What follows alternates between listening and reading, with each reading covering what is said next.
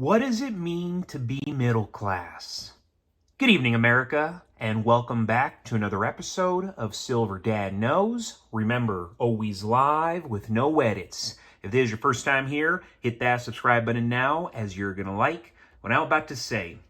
So, awesome piece right here, and I actually purchased this directly from one of my loyal customers just yesterday. So super excited to own this piece, super excited to show it off, because I actually already own Kookaburras, but this is actually a 30th anniversary. We're looking at a 2020 Australian Kookaburra 30th anniversary 1 ounce silver coin.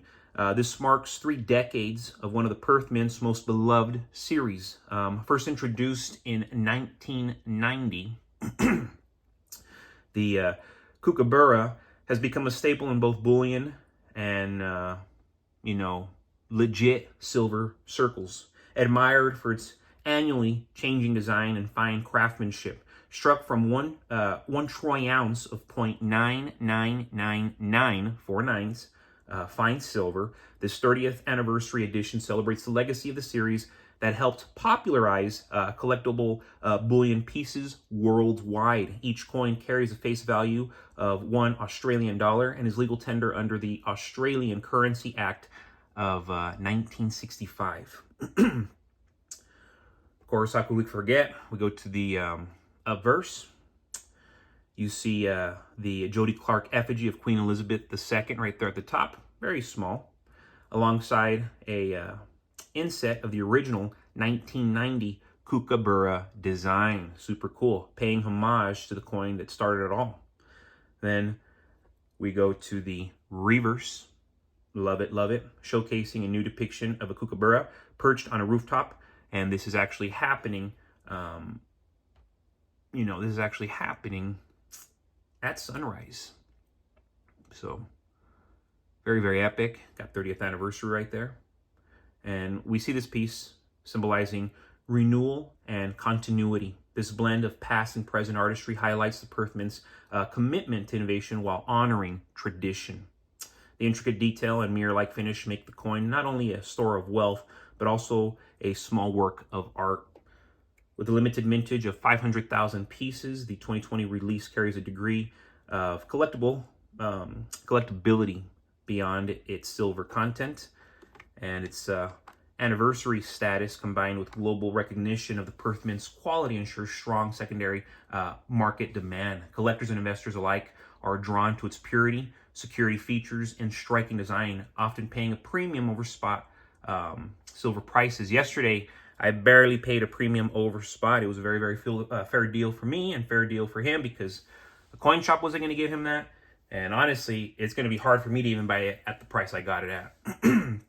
But awesome piece for those stacking silver, seeking collectible with long-term appreciation potential. This coin perfectly bridges both worlds, the beauty and the strength of pure silver. And before we go any further, I want to give a quick shout out this to my always loyal subscriber. This is Gen X Silver Stacker. Silver is $79 an ounce in Australia. We shall soon be right behind. Wild that everywhere else in the world, Australia, China, New Zealand, silver is going up and up. Canada, up and up. Mexico, up and up. Here in America, we're actually, I know it's gotten much more expensive, but nowhere near where China is at, nowhere near where Australia is at, nowhere near where Canada is at, nowhere near where Mexico's at. Silver is just going to keep going up, folks. There's not going to be any more, holdbacks where it drops back down to $30, $40. No way. It's just going to, we're going to keep scaling now, because 3 digits is actually the beginning. 4 digits is the end. Right now, we are still in the 2-digit phase. We will hit the 3-digit phase very, very soon. Much sooner than any of us actually thought. Because, folks, for generations, silver has been the working man's metal. Affordable, tangible, powerful. While gold has always been the wealth of kings, silver has been the vehicle that helped ordinary people protect and multiply their purchasing power during uncertain times. Today, as the global economy teeters under record debt, inflation, and currency manipulation, silver once again stands ready to be the middle class's greatest wealth equalizer. Truly, it's playing such a pivotal role in this wealth transfer. It's already undergoing. We see the dollar dying. We see money being moved into crypto. We see money being moved into real estate. We see money being moved into precious metals by all these central banks, by all these central bankers, elites of elites who are hoarding gold, hoarding silver, hoarding platinum, hoarding palladium. They understand. And they're focused more also on land, not so much the actual real estate. They want the land more than they want the buildings, because the buildings erode. The land doesn't. The land is land. There's the dirt. But yeah, you make a building, starts to rot from the inside out after so many years, like anything else. I'm telling you, these elites are concerned with the land the way they're concerned with the silver and gold, because it's always been here. The middle class has been shrinking for decades.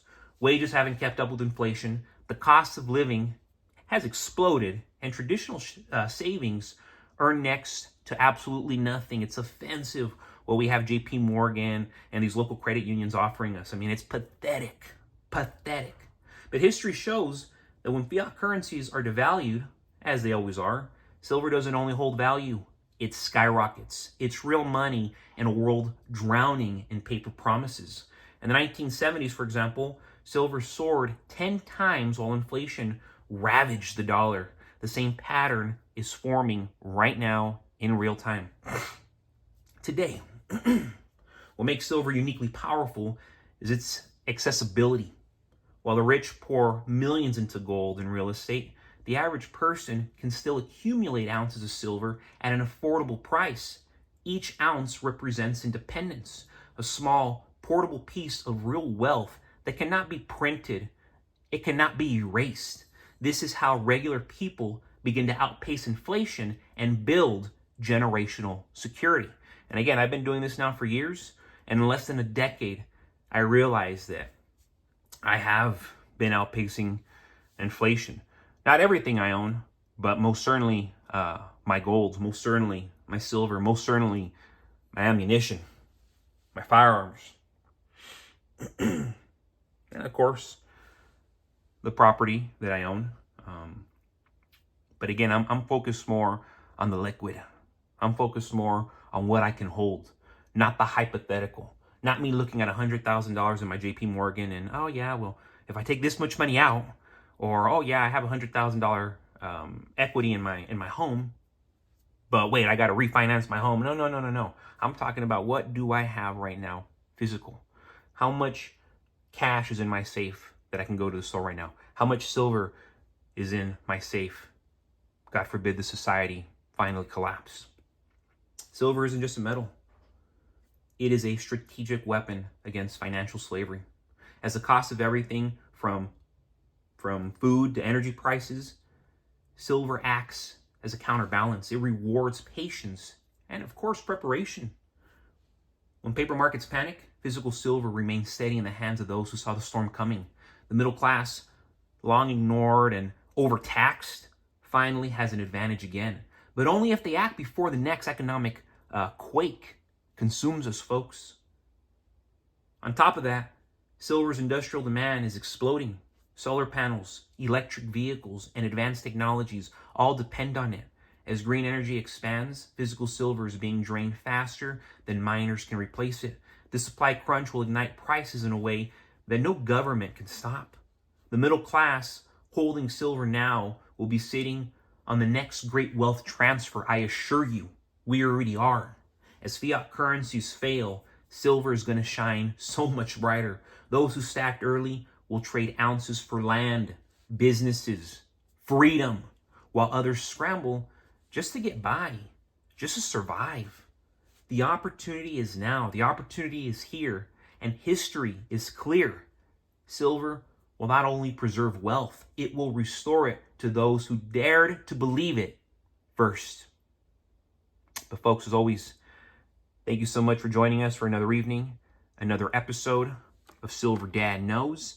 God bless you, God bless your household, and God bless America.